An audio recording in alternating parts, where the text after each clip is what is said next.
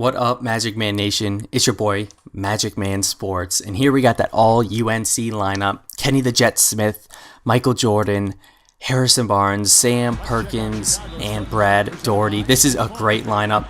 If you guys got any of these players, I 100% recommend using them. You got your two shooters in Kenny Smith and Sam Perkins. You got MJ, who is just unstoppable in this game. You got Harrison Barnes, probably one of the best NBA bronze cards in this game. And then you have Brad Daugherty is a great center. Probably he's probably right behind Wilt, but he's not on Wilt status as defense or rebounding goes. But he's a solid offensive pickup with those great shot close and shot inside stats, and he's got a decent shot medium. So if you have him at center, I would give him a shot because he's a really good center to use. But I didn't want to talk about that. I want to talk about what's happening in real life with the NBA playoffs. The sad day to be a Bucks fan like myself. The Bucks got swept. It's disappointing. I wasn't expecting them to win. I wasn't really. I was hoping they would win maybe one, maybe two games. Never expecting them to win. But hopefully next year they can do something. Maybe resign Jennings. Maybe resign Monta Ellis. I don't know. Both of those players are very confusing. If it was my choice, I would just get rid of both of them, trade them for picks or something, and just rebuild through the draft.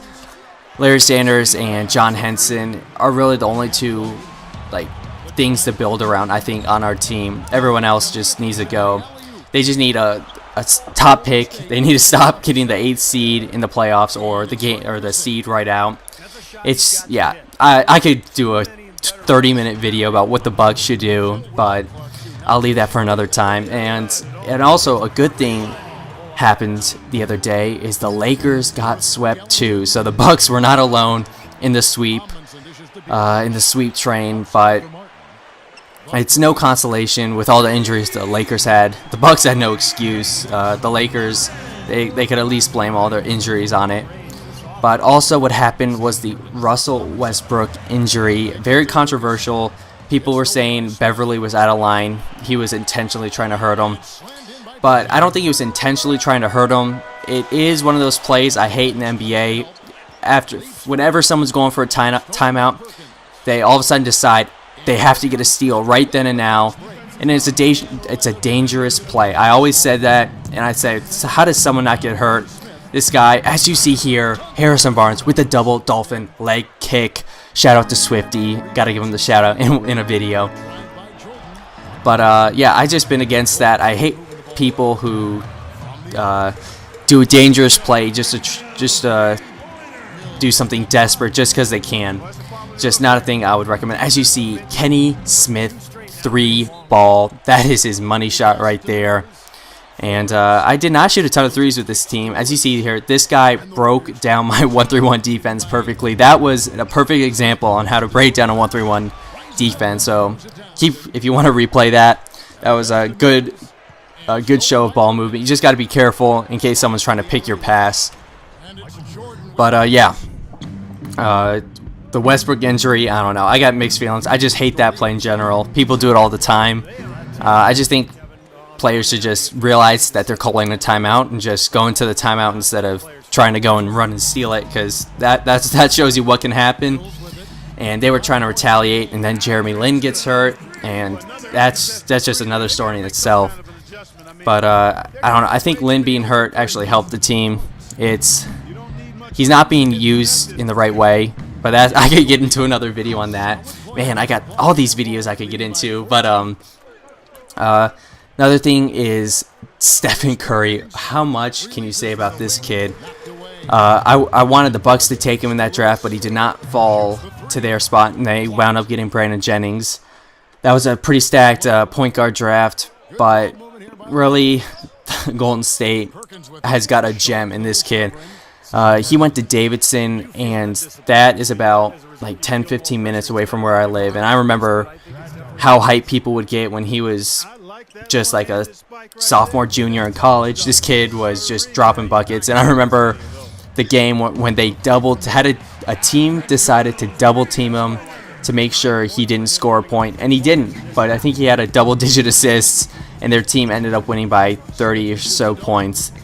But that's pretty much the only way you can stop Stephen Curry is if you double team him. As you see here in the fourth quarter, this guy, he's kind of annoying. He was pausing the game. As you see here, he wasted all 3 minutes. And I decided, when he let this timer run out, I was going to continue. I wanted to finish this game. I wanted to get another buzzer beater shot. So I let him continue. And he ended up unpausing it here in a second. But things didn't go my way, and it came to... it was a bad mistake on my part on doing it, because I think he gets the buzzer beater 3 on me, but whatever, I win by a lot. This guy, he was sending me messages at how I'm so terrible and all this stuff, but whatever, I take it all in stride.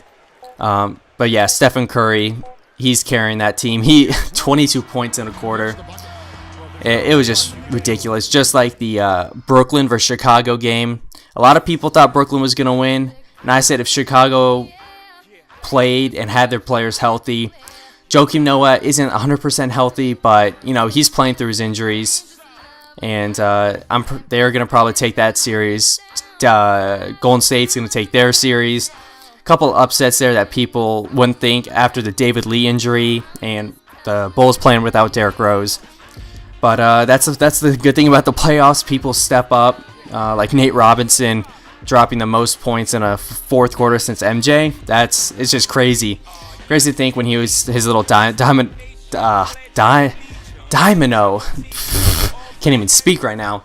But I think Tom Thibodeau, he needed a coach like Tom Thibodeau to ground him and not being so crazy and out there. I still think he's a little untamed, but yeah, he's turned him into probably the purest scorer on that team. And if they want to do anything in this playoffs, it's going to be on his back. As you see there, the scoring stats, it was pretty balanced all around. Brad Daugherty, player of the game. He is a beast, so use him, guys, if you have him on your team. As you see there, this guy I played had 14 team fouls, and he took 33s. Another one of those people in 2K, but what am I going to say? Hope you guys liked the video. Let me know what lineups you guys want to see from me. And peace. Now you see me. Now you don't.